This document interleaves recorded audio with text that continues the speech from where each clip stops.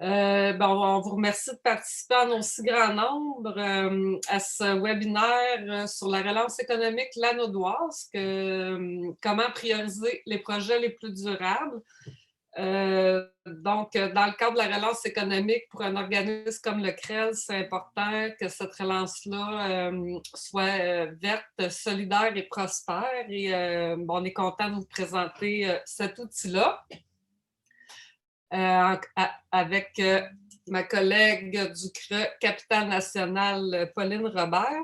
Mais avant, j'avais cédé la parole à Julie qui va vous expliquer le fonctionnement. Bonjour, est-ce que vous m'entendez bien? Oui. Oui, parfait. Alors, pour le fonctionnement, on vous demanderait, si possible, d'éteindre vos micros pour que tous puissent se concentrer sur la présentation de Pauline. Si jamais la connexion Internet de votre côté aussi également laisse à désirer, comme la mienne chez moi, je vous invite à éteindre votre caméra, comme ça vous allez pouvoir un peu mieux aussi profiter de la conversation et de la conférence, pardon. Si le cœur vous en dit, on aime ça savoir à qui on s'adresse, qui est-ce qu'on a dans notre Zoom. On vous demanderait de vous identifier, d'aller vous renommer. Si vous n'êtes pas à l'aise avec le procédé, vous pouvez activer votre micro et dire « Ah, comment je fais? » Mais je pense qu'on commence tout à être pas mal bon pour nous renommer. Donc, vous pouvez mettre votre nom, puis ensuite l'organisation que vous représentez, si c'est le cas. Ça serait apprécié, comme ça on aura un bon aperçu de qui on a dans la salle. Je tiens à vous informer que la conférence est enregistrée, car elle va être disponible en différé sur notre site Internet. Et si jamais vous avez des questions durant le webinaire, on vous inviterait à les garder en mémoire, à les noter sur papier si, si c'est difficile. Il va y avoir une période de questions qui va être prévue à la fin du webinaire. Sur ce, je redonne la parole à Vicky. Bon, bonne conférence tout le monde.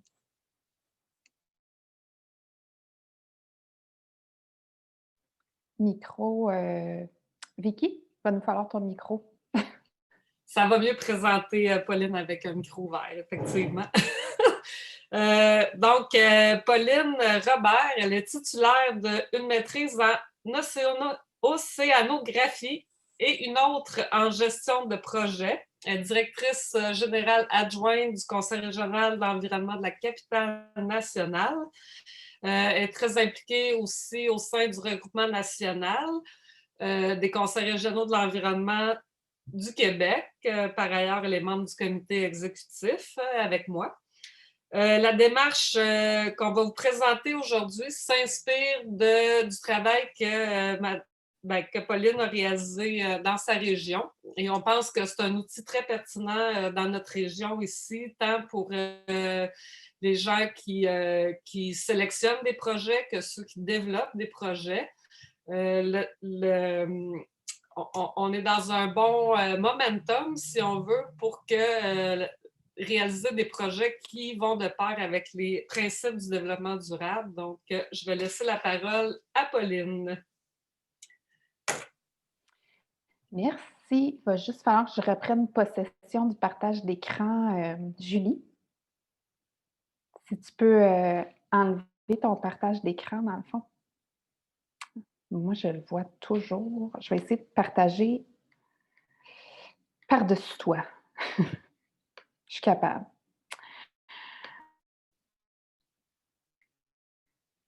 Bon, ça s'en vient. Laissez-moi juste me mettre en mode présentation.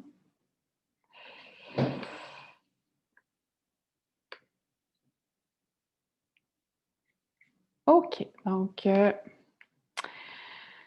vous me direz s'il vous manque des morceaux. Moi, rendu là, je ne vous vois plus vraiment, donc on va y aller comme ça. Puis si vous avez des questions, bien, comme disait Julie, de les noter ou de les noter dans le chat. Je suis certaine qu'on va suivre tout ça par la suite. Donc, bonjour. J'étais bien contente que Vicky m'invite à présenter mon expérience dans ma région parce qu'on est en train de travailler très fort à sélectionner, proposer des projets qui vont être plus durables pour notre région, entre autres. Puis ça a été vraiment initié dans le cadre de la relance économique dans ce temps de crise. Donc, je suis très contente de pouvoir partager ça et tant mieux si ça peut faire des petits, si ça peut inspirer d'autres régions. Donc, ce que j'ai pensé vous partager aujourd'hui, c'est de vous montrer un peu ce qui se passe dans notre région, vous parler de la genèse là, de nos travaux, puis justement vous partager un de nos bons coups, mais c'est le choix de notre outil de travail, là, pourquoi on a choisi ça, comment ça fonctionne, et voir avec vous comment est-ce que ça pourrait être exporté dans d'autres régions, dont la vôtre. Donc, pour se remettre en contexte, qu'est-ce qui se passait dans notre région avant la crise? Comment ça se fait qu'on en est rendu à cette mobilisation-là? Bien, déjà, chaque région est différente. Hein? Chez nous, il n'y a pas d'instance vraiment qui rassemble tous les élus. Donc, on a la table des préfets ou conseil régional des élus, tous ces genres d'instances-là ne sont pas actives dans notre région. Disons que l'instance existe, mais ce n'est pas des gens qui se rencontrent et qui travaillent là, dans une instance active. Au niveau de tout ce qui est développement de manière générale, là, il n'y a pas d'uniformité, entre autres dû au fait que la région 03, là, la capitale nationale, est très disparate. On a la ville de Québec qui est quand même un gros centre d'urbanisation, qui a des enjeux de transport en commun, de trafic, toutes sortes d'enjeux d'urbanisation. Puis, on a des régions, des bouts de notre région qui sont beaucoup plus ruraux. Je ne sais pas si vous êtes au courant, mais la région 03, ça va quand même de Port-Neuf jusqu'au début du Saguenay, là, Baie-Sainte-Catherine, là où on prend le traversier pour aller à Tadoussac. Donc, c'est très, très étendu comme région et ça amène des disparités dans le type de région, mais aussi dans la gouvernance de tout ça. Donc, au niveau de la mobilisation, déjà avant la crise, il y avait pas quelque chose qui rassemblait tout le monde, il n'y avait pas de groupe d'élus ou de développement là, qui rassemblait les gens. Donc, déjà, on était dans cette situation-là. Puis après, est arrivée cette crise, donc dans laquelle nous sommes tous tombés. Vous avez peut-être entendu que notre région a particulièrement vécu cette crise-là. On a eu beaucoup de cas. Et on a vu des choses émerger au printemps. Vous avez peut-être entendu parler d'un groupe, le G15+, au niveau national. Au printemps, c'est dans le fond 15 leaders de différents groupes et organismes qui se sont rassemblés pour écrire une lettre. Ça a été présenté, je crois, dans la presse, où ils demandaient que quand il va y avoir la relance, s'il vous plaît, que ça se fasse autrement, que ce soit, oui, une relance économique, mais qui soit plus verte et plus solidaire. C'est les médias, dans le fond, qui ont nommé ces 15 leaders-là le groupe des 15, puis c'est devenu le G15, puis comme petit à petit, les gens se rassemblaient autour de ça, c'est devenu le G15+. Donc, un groupe de leaders qui, nationalement, autant des syndicats, des groupes en environnement, des chambres de commerce, donc des regroupements de toutes sortes de professions et de représentativité se rassemblaient pour demander une relance différente. Peu après ça, il y a eu une consultation de la ministre Proulx dans chaque région. Certains d'entre vous y ont sûrement participé parce que ça a été donné comme mandat à Québec international et aux différents pôles d'économie sociale là, dans toutes les régions. Donc, je suis certaine que les gens en économie sociale, entre autres chez vous, ont participé. Et Montreux, entre autres, on a été sollicité aussi pour proposer des projets, mais vous avez peut-être vu qu'on avait le droit à 3 projets par région. Hein, 3 projets qui allaient permettre la relance de toute la région. Et ça, c'était à l'été, donc on ne savait pas trop qu'il y aurait une deuxième vague et tout ça. Donc, on était un peu dans le flou artistique, puis on avait le droit à 3 projets par région.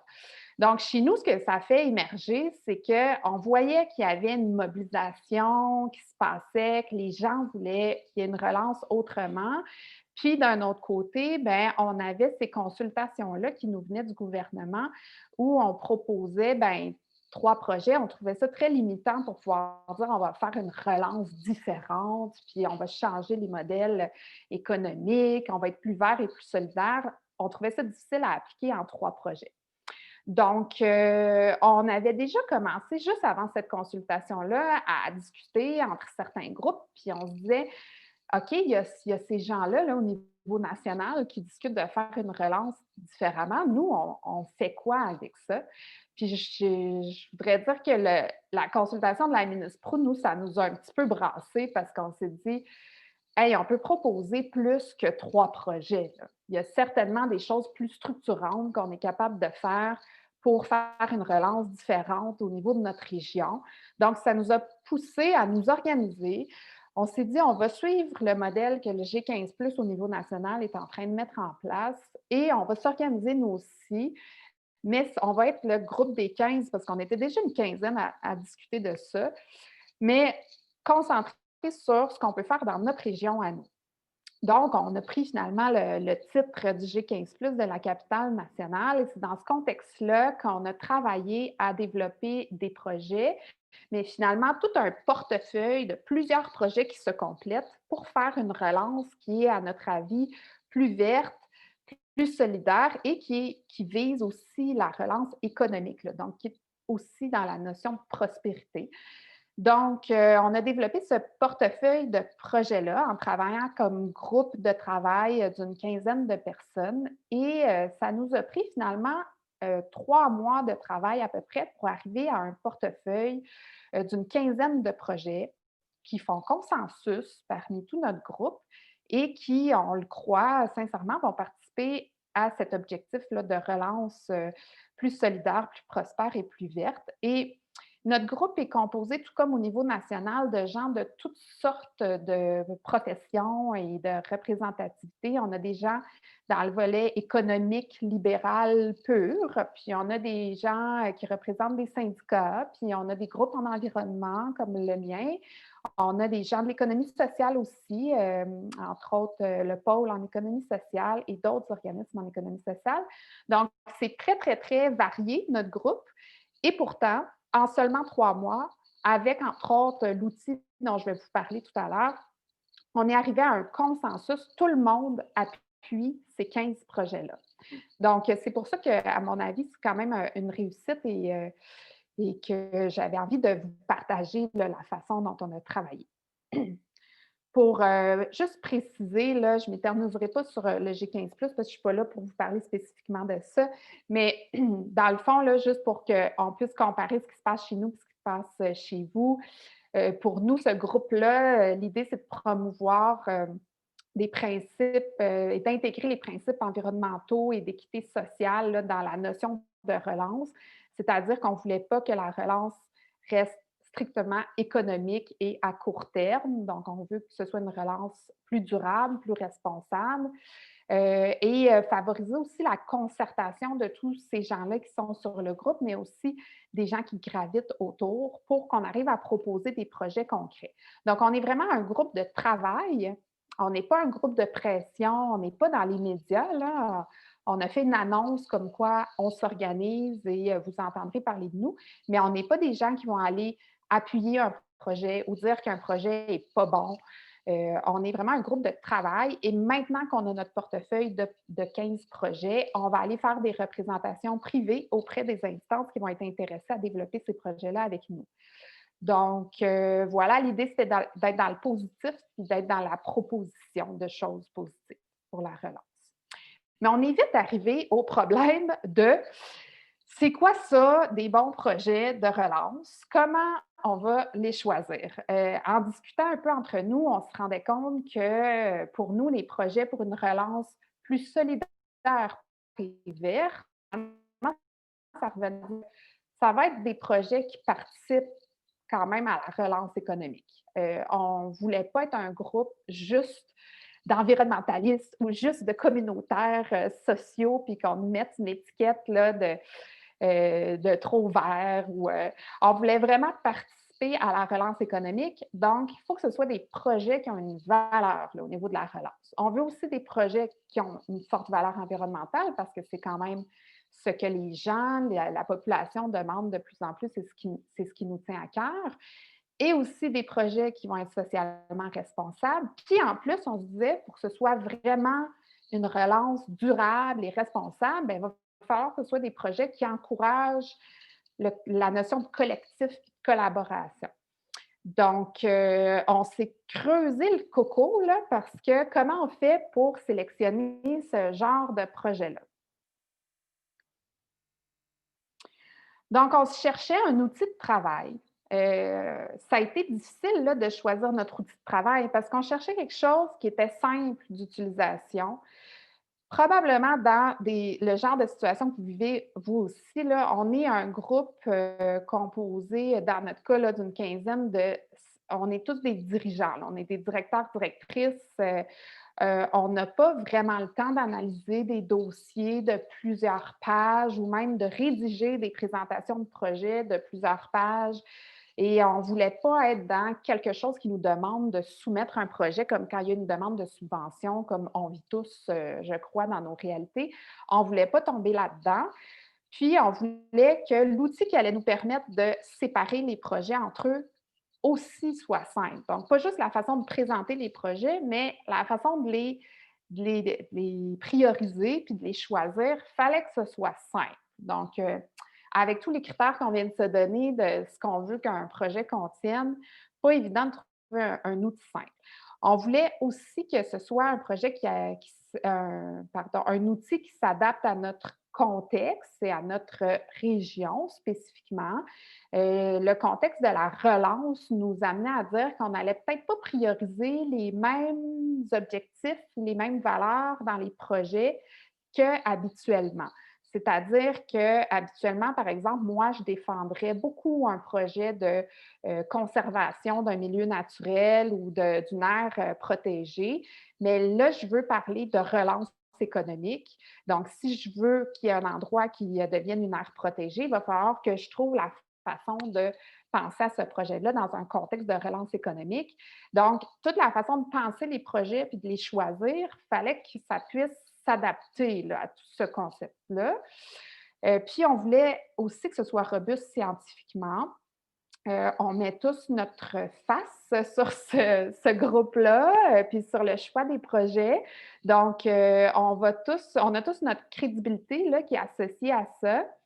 Moi, j'ai envie que les groupes dans lesquels je m'investis, qui choisissent des projets ou quand je propose un projet, que ce soit considéré comme les meilleurs projets, puis qu'il y a eu un processus robuste en arrière de ça. Puis c'était aussi d'aller chercher euh, les meilleurs projets pour les bonnes raisons.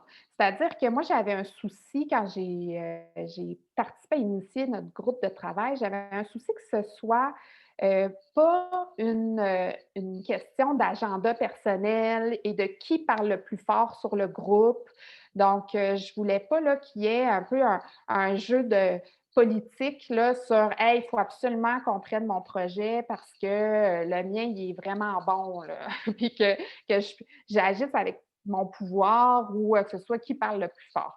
Donc, il fallait aussi que l'outil soit robuste pour nous permettre de bien faire la différence entre qu'est-ce qui est un bon projet finalement et d'être capable d'avoir des arguments pour dire à quelqu'un qui présente son projet, oui, c'est un bon projet pour telle raison, ça ne rentre pas dans notre contexte à nous de relance économique pour telle raison. Donc, vous voyez que on discutait de tout ça, puis on dit qu'est-ce qu'on va faire. On avait toutes ces contraintes-là, puis on était un peu coincés. Il y a quelqu'un qui nous a amené l'idée d'utiliser l'outil de la chaire en éco-conseil de l'Université du Québec à Chicoutimi. C'est le dernier outil là, dans la liste qu'il propose. C'est gratuit, vous pouvez aller chercher ça. Dès qu'on clique sur le lien, ça télécharge l'outil.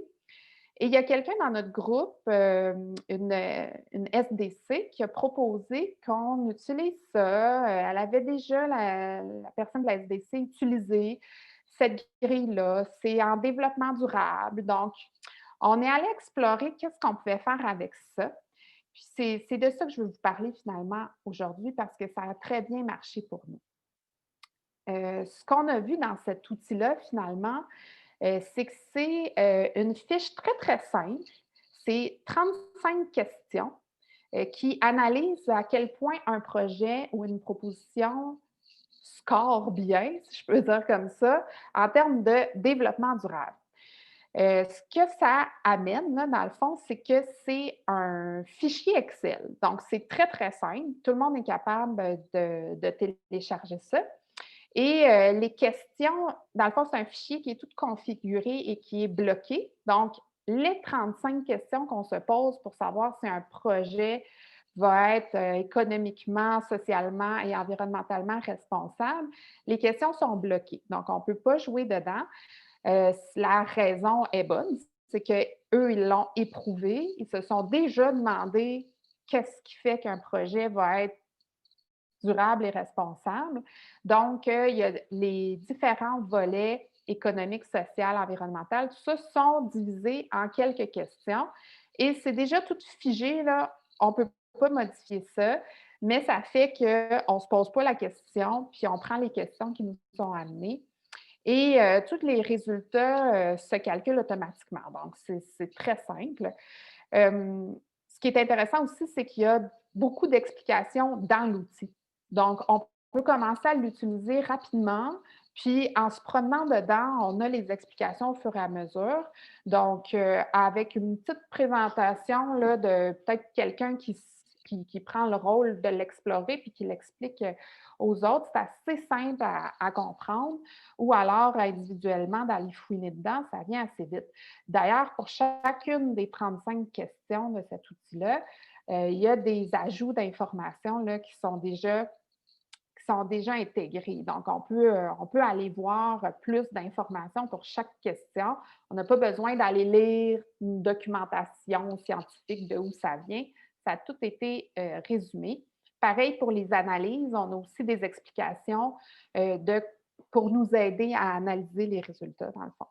Puis, ça marche avec une calibration de la grille. Je vais vous expliquer ça. Dans le fond, on donne un poids à chaque question, ce qui nous permet là, d'adapter ce qu'on trouve le plus important ou pas selon notre contexte. Donc, on pourrait se retrouver à travailler avec cette grille-là dans 3-4 contextes différents, dans des groupes d'analyse de projets différents. Et la grille serait différente finalement parce qu'on l'aurait pondérée, on l'aurait calibrée différemment. Donc, c'est intéressant parce que ça nous permet vraiment de l'adapter à notre contexte et à ce que les gens autour de la table veulent. Et c'est vraiment un outil simple. Là, une fois qu'elle est calibrée, puis une fois qu'on a un bon résumé de projet, moi, la dernière fois que je me suis minutée pour voir ça me prenait combien de temps, ça me prenait 7 minutes passer à travers les 35 questions parce qu'une fois qu'elle est toute placée et pondérée, c'est vraiment simple. Donc, nous, ça, là, quand on est arrivé devant cette grille-là et qu'on a constaté ça, ça a été vraiment un soulagement parce qu'on avait essayé de se faire un processus. On sait tous un peu comment ça se passe, là, de sélectionner des projets. On est capable de mettre ce processus-là en place. On se fait un groupe de sélection, on demande que des projets arrivent, puis on se fait un atelier, puis on révise ça. Idéalement, on a une petite grille de pointage. Puis on s'était même fait une grille, on a perdu un petit peu de temps là-dessus dans notre groupe de travail parce qu'on s'était même fait une grille maison. Puis, on essayait de dire, bon, qu'est-ce qui va faire qu'un projet est plus responsable au niveau de l'environnement? On s'était mis 3-4 critères parce qu'on voulait que ce soit simple, simple, simple. Puis finalement, à chaque fois qu'on le regardait, on disait, ouais, mais il manque le volet de la conservation des ressources. Oui, mais il manque le volet du partage de la richesse dans la société. Donc, à chaque fois, on n'était pas satisfait de ce qu'on créait chacun de notre côté ou les outils qu'on essayait de développer ensemble maison. On s'est compliqué la vie et quand on est tombé sur cet outil-là, on s'est rendu compte qu'il y avait des choses qui existaient qui étaient déjà simples d'utilisation. Donc, pour vous montrer un peu à quoi ça ressemble, c'est sûr que ce n'est pas l'outil, je vais oser dire, le plus sexy là, qu'on voit. On voit beaucoup maintenant d'applications de sites web très beaux visuellement. Là, c'est un fichier Excel. Donc, c'est très simple, mais vous voyez qu'on a différents volets et dans chaque volet, on a des questions. Et pour chaque question, questions, ben, si je vais voir les commentaires, j'ai des compléments d'informations. Donc, une fois qu'on est à l'aise, on n'a pas besoin d'aller voir le complément d'information pour chaque question. Une fois qu'on a navigué un petit peu dedans, puis qu'on a évalué 3-4 projets, on en vient vite à connaître nos questions puis à savoir ce qu'il y a derrière ça. Mais si jamais là, je suis plus certaine, bien, j'ai ce complément d'information-là. Donc, ces questions-là ne peuvent pas être changées. Les volets s'enchaînent comme ça avec 5-6 questions par volet. Parce qu'au niveau social, par exemple, c'est divisé. Il y a un volet éthique aussi qui arrive dans le volet social. Il y a aussi une question de gouvernance. Il y a aussi un volet culturel, en plus des notions environnementales et autres, donc, et économiques, bien sûr. Donc, c'est assez. Nous, on a trouvé là, qu'avec ces 35 questions-là et tous ces volets-là, on faisait le tour de tous les sujets qui nous permettaient de dire qu'un projet, s'il passe toutes ces questions-là, va vraiment être responsable et durable. Ce qui est intéressant aussi, c'est que dès qu'on rentre des chiffres, ça nous donne tout de suite une grille de résultats. Ça calcule tout seul. Donc, on voit par exemple ici là, les différentes dimensions. Et selon les points qu'on a donnés à chaque question, bien, ça calcule automatiquement.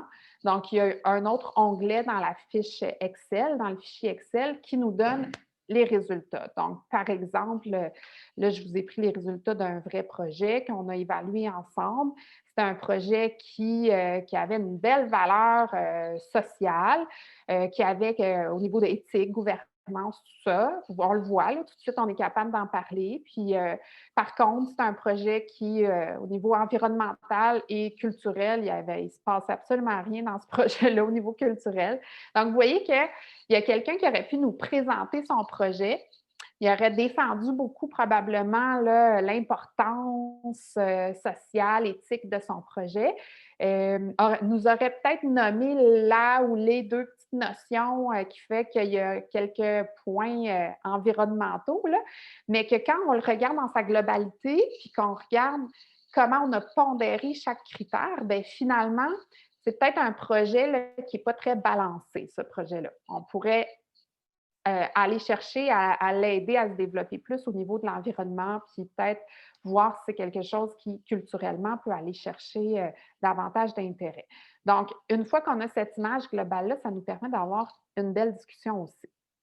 Donc, ça, c'est ce qui se passe dans l'outil.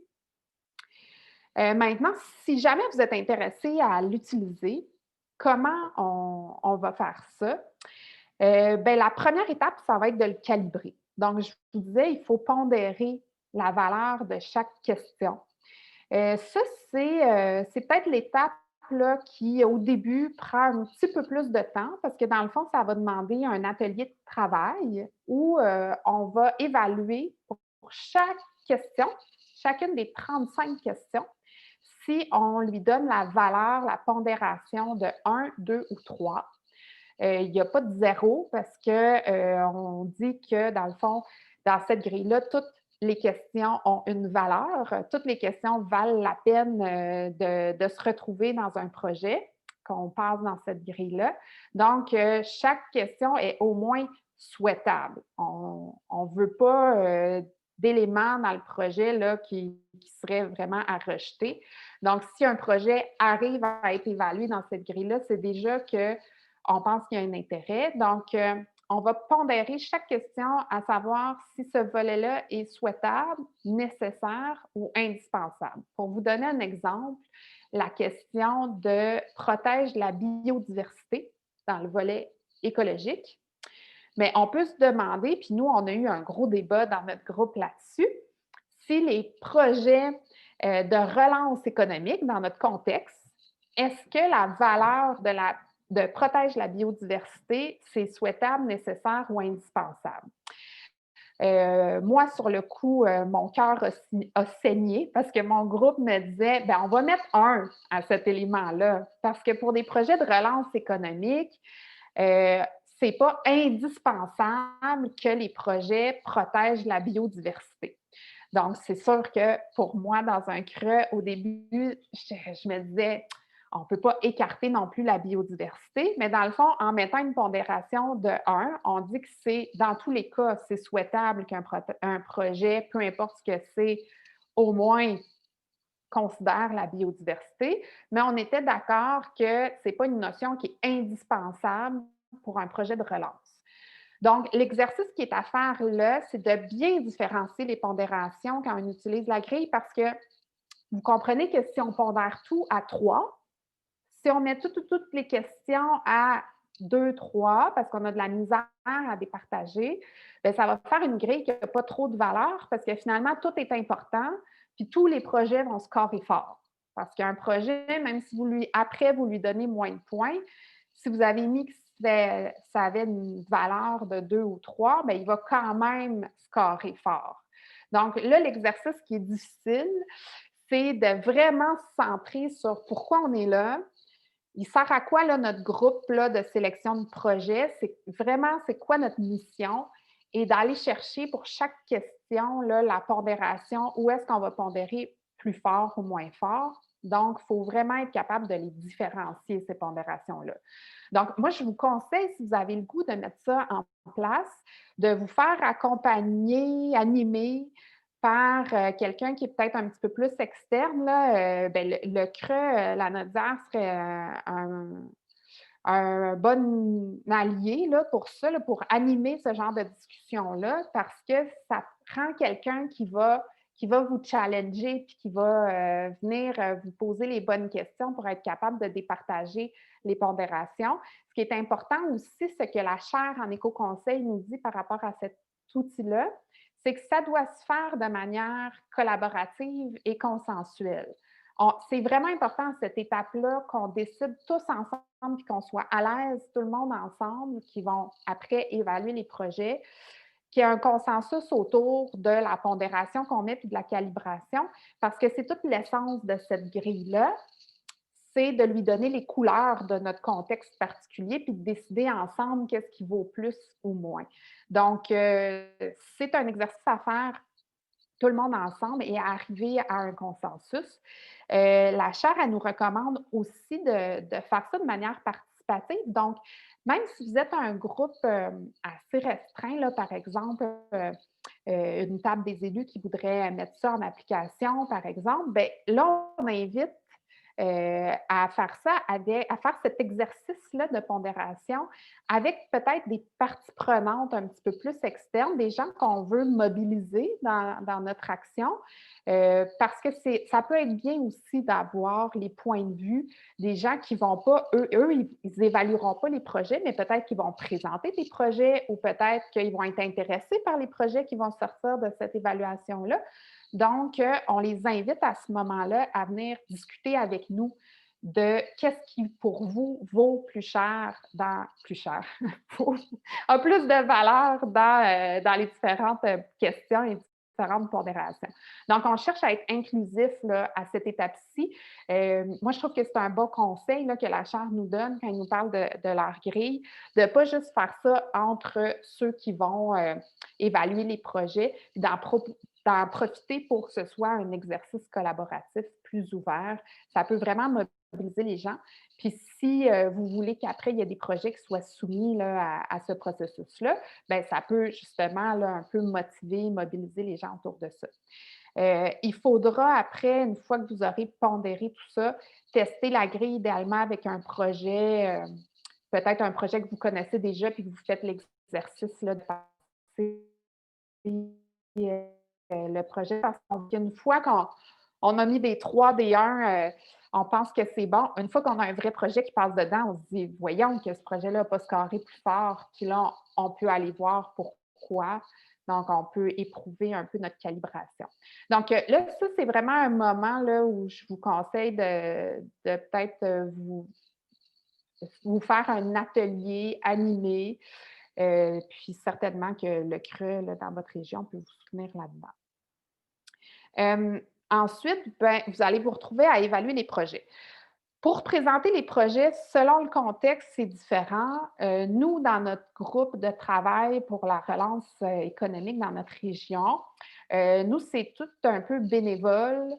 On ne voulait pas faire un appel à projet, puis on ne voulait pas passer de temps à analyser là, des dossiers de projets trop longs. Donc, ce qu'on a fait, c'est qu'on s'est dit, autour de la table, on avait tous des projets aussi à proposer. Donc, on s'est dit, on va se résumer nos projets là, en une page. Là. On s'est fait un petit format, là, résumé du projet, objectif du projet. Bon, alors, on s'est résumé ça en une page et ça nous faisait notre support pour évaluer le projet. Donc, ce qu'on fait avec ça par la suite, là, selon les contextes, bien, parfois, on va avoir un dossier de projet plus complet. Vous avez peut-être dans vos situations des appels à projet avec un dossier bien complet. Ce qu'on fait après, c'est qu'on veut les évaluer, ces projets-là. Donc, chaque membre fait une évaluation individuelle. Donc, j'ai un projet, je me fais une copie de la grille et pour chacune des 35 questions, je vais évaluer comment mon projet score dans chaque question. Ce que la grille me donne comme option, c'est soit c'est neutre, soit c'est zéro, ou soit le projet, oui, participe à amplifier cette question-là, ou il y participe beaucoup, ou au contraire, c'est un projet qui a des impacts négatifs ou très, très, très négatifs. Si je veux revenir avec mon exemple sur participe à la conservation de la biodiversité, bien, par exemple, un projet de développement d'un réseau de bornes électriques sur mon territoire, bien, pour ce qui est de la biodiversité, je le mettrais peut-être neutre, cette question-là. Donc, c'est là où je viens dire, oui, c'est peut-être quelque chose qui a scoré, qui avait une pondération de 1, mais si je lui donne 0 point dessus, on l'oublie. Alors qu'un projet qui va participer beaucoup, beaucoup, beaucoup à conserver la biodiversité, mon exemple d'air protégé tout à l'heure, je vais peut-être lui mettre plus, mais il y a une pondération de 1 de toute façon. Donc, à la fin, quand je vais le comparer avec les autres projets, bien, il va avoir une valeur finale moins élevée qu'un autre projet parce qu'il va avoir scoré sur des questions qu'on avait mis moins importantes. Donc, c'est ça qui fait la pondération plus les évaluations qui fait qu'on départage les projets entre eux. Donc, pour chaque question, je prends mon projet, je prends ma liste de questions, puis pour chaque question, je dis oui, ça y participe plus ou moins. Puis la grille calcule toute seule le score final que ça donne. On se rencontre après, tout le monde ensemble, puis on compare nos évaluations. Donc, on fait une discussion pour comparer nos évaluations. Et il faut qu'on se trouve un consensus autour de ça, là, sur le score final. On ne cherche pas un consensus sur chaque question, sinon on n'en finira plus. Mais ce qu'on fait, c'est qu'on affiche notre page de résultats là, que je vous ai montré. Puis on essaie de se dire, bon, OK, donc finalement, au niveau social, est-ce que c'est plus entre 0 et 0,5 ou c'est quelque chose qui score presque à 1 sur 1? Puis là, on essaie de trouver un consensus dans notre évaluation. Et dans le fond, ce que la grille met comme point là, pour passer, pour qu'un projet passe, c'est que tous les projets devraient avoir minimalement moins 0,2 dans toutes les dimensions. Pourquoi il y a un moins? C'est parce que des projets qui vont être pondérés plus faibles, des projets qui vont avoir une pondération de 1 sur certaines questions, puis qui vont scorer plus là-dedans, ça se peut qu'ils tombent dans une valeur négative à la fin, mais ce n'est pas des projets à rejeter nécessairement. Donc, bref, la grille, elle nous donne une limite là, qui va faire que le projet passe ou passe pas. Là, ce qu'elle nous dit, c'est qu'il faudrait au moins qu'il y ait minimalement là, moins 0,2 dans toutes les dimensions pour qu'on considère que c'est un projet qui va être responsable au niveau social, environnemental, économique. Et dans le fond, c'est un projet qui représente tous les volets. Pour être franche, là, nous, dans notre groupe, on s'est dit, c'est pas assez fort ça, là. Nous, on veut que nos projets, vous avez vu la page de résultats, là, ça ça va jusqu'à 1, c'est de -1 à 1. Là. Et nous, des projets qui ont en dessous de 0,2, 0,3, donc des projets qui seraient positifs dans pas mal toutes les valeurs, mais qui ne font pas plus que du 0,2, 0,3 dans toutes les dimensions, généralement, on le retourne à ses devoirs. On dit à la personne, visiblement, c'est un beau projet qui a du potentiel, mais là, on est dans un contexte particulier. On veut que ce soit des projets qu'on va aller défendre auprès d'élus et de ministères. Donc, travaille sur le volet environnemental, travaille sur le volet culturel. On veut que ce soit des projets plus complets. Donc, ça, c'est aussi une question que vous pourriez vous poser. Là. Vous, il faut que le projet y atteigne quel score pour que ce soit un projet que vous reteniez. Donc, ça, c'est pour évaluer les résultats. J'arrive sur la fin. Je vais accueillir vos questions, bien sûr, mais dans le fond, vous voyez que c'est une démarche qui s'applique vraiment à d'autres régions, à d'autres contextes.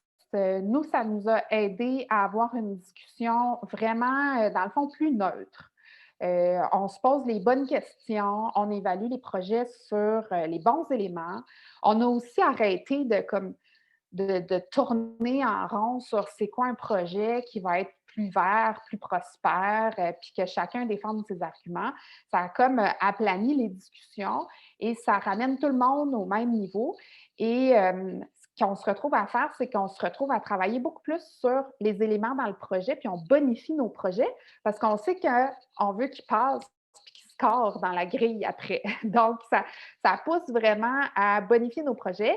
On en vient même à dire « Hey, moi, mon projet, il est pas mal vert, mais il manque un peu le volet économique. Donc, j'appelle mon ami sur le groupe qui est très économie libérale, puis j'ai dit « Qu'est-ce que tu ferais, toi, avec ce projet-là pour qu'il y ait une valeur économique plus importante? » Donc, ça stimule vraiment les discussions et la bonification du projet parce qu'on le sait là, sur quoi il faut travailler. Puis, vite, vite, en passant les projets dans la grille, en quelques minutes, on est capable de voir sur quoi il faut le compléter, le projet, sur quoi il faut qu'il travaille pour être vraiment un projet qui réponde à notre contexte. Relance, prospère, verte, solidaire.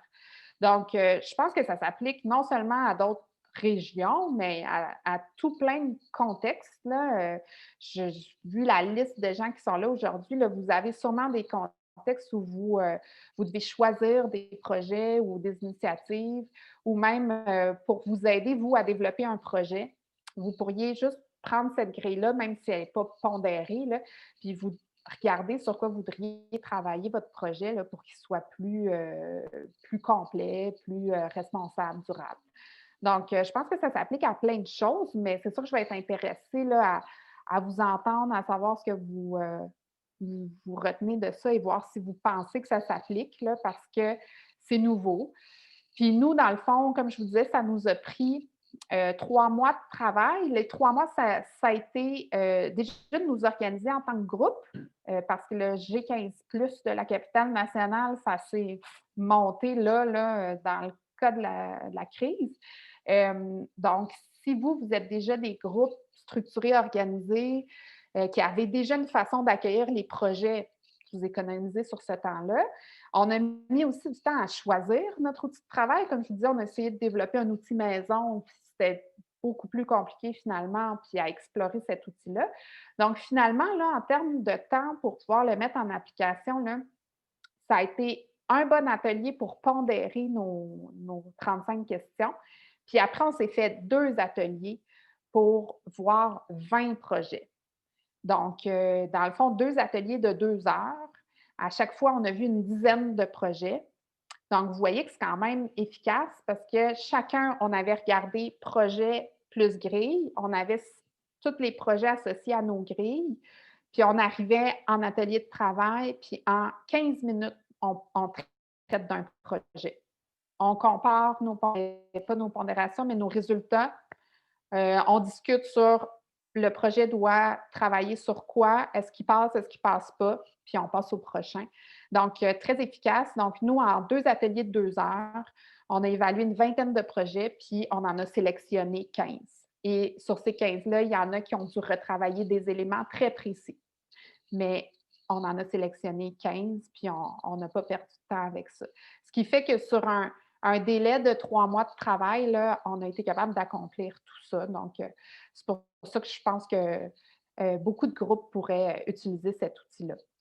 Donc, je m'arrête pour ça. Je peux peut-être arrêter mon partage d'écran pour qu'on se voit, pour jaser. Est-ce que Julie ou Vicky, vous... Oui, je reprends la parole. Ça va être à mon tour de partager mon écran pour qu'on revoie notre présentation. On arrive au moment de la période de questions. Est-ce que tout le monde m'entend bien? Oui? OK, super. Alors, si ça veut fonctionner, nous allons partager ça ici, présenter. Si vous voulez réactiver vos micros, vos caméras, on vous suggère 2 façons de procéder à la période de questions. La première, en écrivant une discussion dans le chat, et la seconde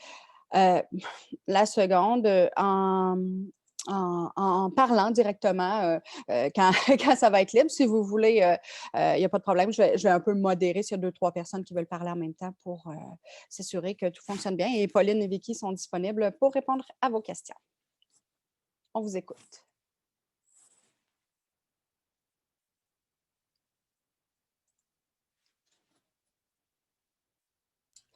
Je vais me lancer.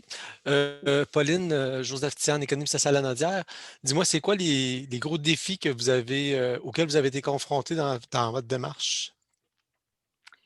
En termes de méthodologie ou en termes de relance économique? En termes de cohésion de tout ce mouvement-là de 15 personnes et plus?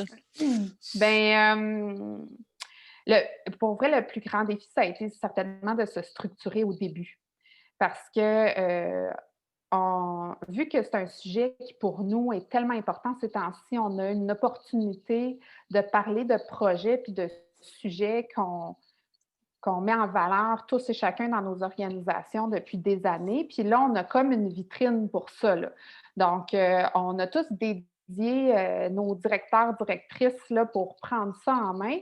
Mais il faut structurer ça, ce monde-là. Puis il faut trouver du temps pour se voir, puis se parler, puis après choisir notre méthodologie de travail. Donc, c'est là-dessus que ça a pris beaucoup d'énergie.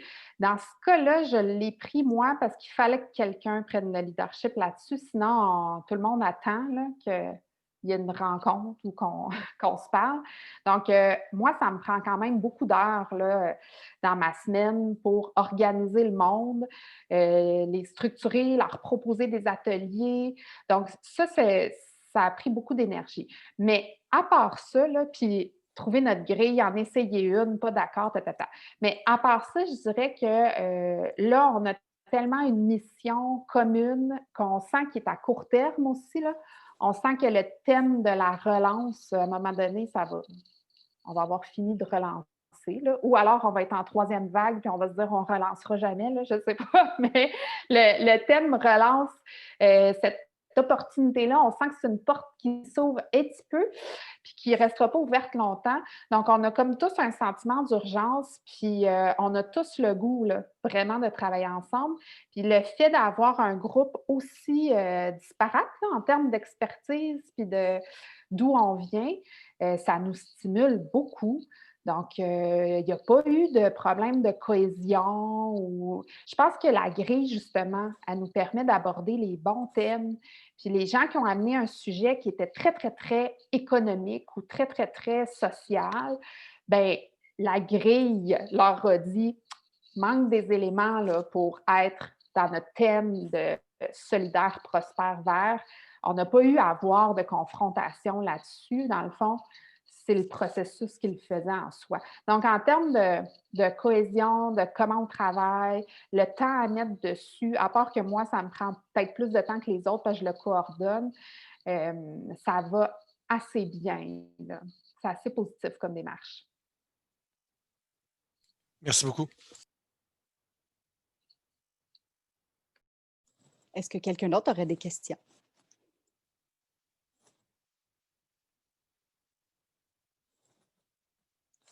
Il y a le chat, je pense. Oui, il n'y a rien. Moi, en tout cas, je ne vois rien, à moins que tu aies reçu des questions en privé. J'ai Jean-Vincent Tanguay qui demande, peut-on considérer cette grille comme une grille d'analyse multicritère? C'est vrai que ça se rapproche là, par le fait qu'on pondère des critères. Donc, oui, là, en termes de méthodologie, ça se rapproche beaucoup. La différence, c'est peut-être que dans une analyse multicritère, on va passer, entre autres, du temps à choisir nos critères, puis que cette fois-ci, si vous voulez utiliser cette grille-là pour tous les avantages qu'elle amène, bien, vous n'allez pas choisir les critères, là. Vous avez ces 35 critères-là, puis on vit avec, puis on assume que les gens de la chaire en éco-conseil ont fait le travail de choisir les meilleurs critères. Donc, il y a peut-être un peu des bouts là, du processus complet de l'analyse multicritère que je ne retrouve pas ici, mais c'est vrai que dans la façon de faire, d'avoir des critères qu'on pondère, puis après d'évaluer, ça ressemble beaucoup en effet. Je ne mettrais pas le stamp analyse multicritère dessus complètement, là, mais on est dans les mêmes principes, là. Merci, Pauline. On a Marianne Gariepi d'Hydro-Québec qui nous a demandé si on allait envoyer le lien pour consulter la grille. Oui, avec grand plaisir, on va vous la partager. Et on a Denis Brochu de Tourisme Lanaudière qui dit « Très intéressant. Est-ce que les acteurs touristiques, Office du tourisme de Québec et Tourisme Charlevoix ont adhéré à votre démarche? » Ben, oui et non, dans le sens, oui, ils adhèrent, mais ils avaient pas ils nous ont dit qu'ils n'avaient pas de temps à mettre parce qu'on se voit toutes les semaines. Dans le fond, on se fait des petites rencontres toutes les semaines pour suivre qu'est-ce qui se passe dans l'actualité, comment on veut s'organiser, tout ça, en plus de nos gros ateliers de travail. Donc, ils nous ont dit qu'ils ne voulaient pas investir tout ce temps-là dans la démarche G15+, là, cette structure-là. Par contre, il y a la SADC Charlevoix, là, chez nous, qui est impliquée, qui est signataire du G15+, et qui est très, très, très impliquée, qui, dans le fond, fait le pont avec ces acteurs-là et qui les rencontre au bon moment. Quand on est prêt à recevoir les fiches de projet, la SADC fait le pont, puis Tourisme Charlevoix, dans ce cas-là, en exemple, là, ils sont impliqués puis ils vont proposer des projets. Donc, on a notre noyau là, d'une quinzaine de personnes, puis on a tout un autre groupe qui gravite autour, qu'on garde informé et qu'on a invité d'ailleurs à venir débattre des projets, présenter des projets aussi.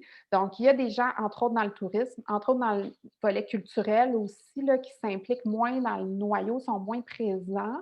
Mais quand c'est le moment là, où au moment de pondérer les critères, par exemple, on fait appel à ces acteurs-là. Donc, finalement, au-delà de notre groupe d'une quinzaine de signataires officiels, là, il y a une vingtaine de personnes et de groupes autour en plus qu'on sollicite quand c'est le temps. Parce que c'est pas tout le monde qui peut prioriser ça dans ses dossiers. Merci, Pauline. Est-ce que quelqu'un d'autre aurait une question? Oui, Pierre Davio, s'il vous plaît. Allez-y. J'ai manqué le début de la présentation, malheureusement. Est-ce que les projets qui ont passé à travers la grille, qui ont été présentés aux différents bailleurs de fonds, quelle a été la réaction des bailleurs de fonds devant ce qui me semble être une nouvelle approche d'évaluation en amont des projets? Bien, là, il va falloir qu'on se revoie dans un mois pour parler de ça parce qu'on est rendu à l'étape où notre portefeuille vient d'être scellé, si je peux dire. On a fait nos derniers ateliers de travail la semaine dernière pour choisir nos projets. Donc, on démarre là, officiellement. En fait, lundi, on démarre notre tournée internationale. On démarre notre tournée pour présenter ce portefeuille de projets-là aux différents élus, représentants, tout ça. Par contre, ce que je peux vous dire tout de suite, c'est que juste la notion de ce groupe qui a l'air un peu disparate, qu'on ne voit jamais ces gens-là se parler d'habitude. Et aussi, on a quand même beaucoup, par communication informelle, là, on a beaucoup parlé de notre démarche. Là, on a comme un peu, je vous fais avec vous aujourd'hui, puis on a passé le mot là, qu'on se structure, puis que les projets qui vont être dans notre portefeuille, ils vont être choisis pour les bonnes raisons. Ça fait que là, ça cogne à notre porte. il y a des gens impatients. Par exemple, la ville. Il y a plusieurs départements à la Ville de Québec, là, parce que nous, c'est vraiment notre plus grosse instance, là, qui nous attendent et qui veulent nous voir. Il y a aussi certains élus de notre région qui attendent nos projets. Il y a aussi des promoteurs immobiliers, par exemple, des grands promoteurs qui disent « Ah, peut-être que moi, je pourrais pousser certains de vos projets ou je pourrais en prendre des parties. » Donc là, les gens nous attendent. Donc, on pourra voir après, une fois que les projets vont être présentés. J'espère que tout va bien aller, puis on pourra s'en reparler. Mais pour l'instant, sachant c'est quoi ça, ce groupe-là, qui est très multidisciplinaire, puis sachant comment on est organisé, ben, on semble être attendu. Là. Ben, c'est déjà très bon signe. Ben, je pense que oui. Merci. Merci beaucoup. Est-ce que quelqu'un d'autre aurait une question?